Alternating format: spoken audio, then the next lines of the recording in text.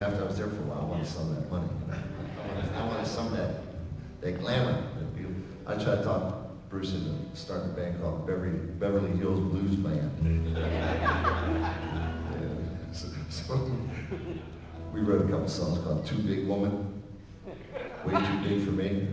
She got tits as big as Texas and an ass like Tennessee.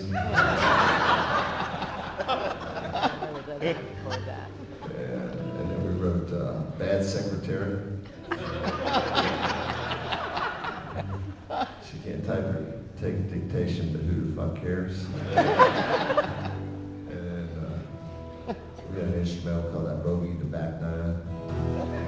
So we had this whole I quit talking. I don't remember hearing about that band. We quit talking and put it on. Yeah, but you know, so that's like a blues type song. I think that's the song you're talking about. You said we never played it before. I believe it is. You said earlier that Steve was an unofficial producer on one of the albums. Have you worked with him since? No, I haven't. He was in and out for that record, and that was it. He was very interesting to work with. I'll tell you that. He's a character. He was funny. He and Mick Ronson. You guys know Mick Ronson, this late great Mick Ronson's guitar player for David Bowie. And, you know, he's a great producer. I believe he came up with that with Jack and Diane for John Cougar. But they would try to outdo each other. And this guy named Steve Popovich that brought them both together. He'd have Steve Van Zandt there in the morning, and then Mick Ronson would come in the afternoon, or vice versa, and they would hear the version of the song we did one way, and they'd say, "Oh, we can do better than that." And that would completely record the song in a completely different version, another way. And we had several songs like that. And on the record, this is Have a Good Time to Get Out a Lot, which was like our breakthrough record. It's 1980. Where there's like a duo of songs, one called Old Man Bar, one's called Junior's Bar. So they were so different that we kept both of them. And the Junior's Bar is Steve's version of it, the rock version, and the Old Man Bar is Mick Ronson's version of it. But he's quite talented, obviously. You know, listen to the stuff he did with Southside Johnny. I mean, basically that was Steve's band. You know, all the arrangements, all the horns, you know, all the songs, and the whole concept. This first 3 or 4 Southside Johnny records were just amazing.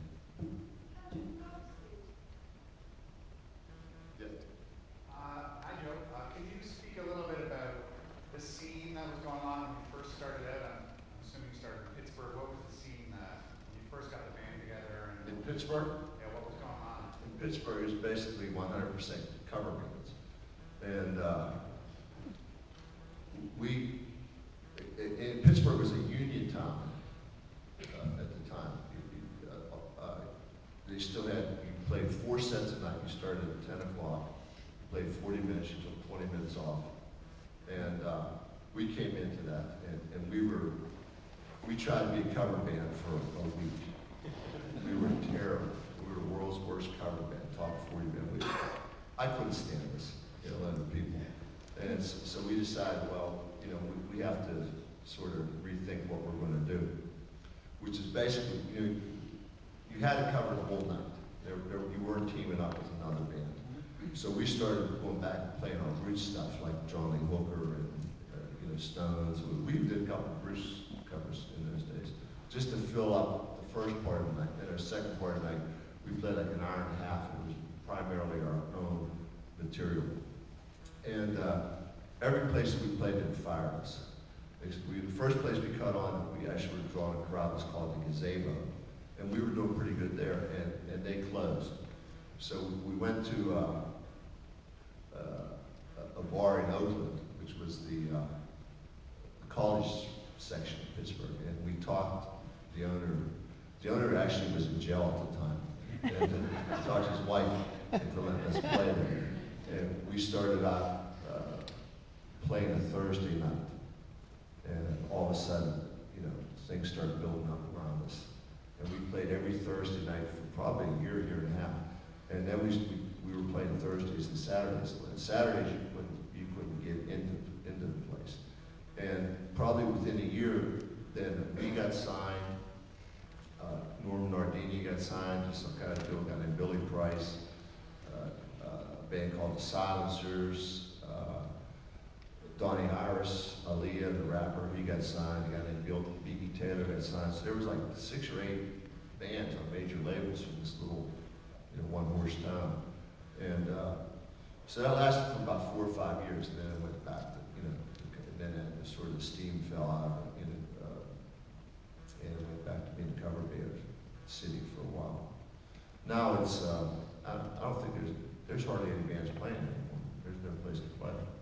So I can't say what the scene is. I know my son's playing tonight. When he plays, there's like 4 or 5 bands that'll come in, and nobody gets paid unless they sell tickets and that kind of crap that goes on. You know? But I guess that's the way it is everywhere now. What's your favourite Springsteen album and why? I can What's your favourite Springsteen album and why? My favorite Springsteen album, probably Wild the Instant East Street Shuffle. Because I heard that record and it blew me out the door. I was like, wow, who is this guy? How did he do that? You know, something so completely different and fresh. It just blew me away. If I had to pick a record, you know, that's the record. Incident on 57th Street. You know, I mean, he made some great ones. Like, you know, Born to Run, obviously. You know, I like Devils and Dust a lot. Most of it. Some of the songs I'm just crazy about the other, but I like the whole thing, Devils and Dust.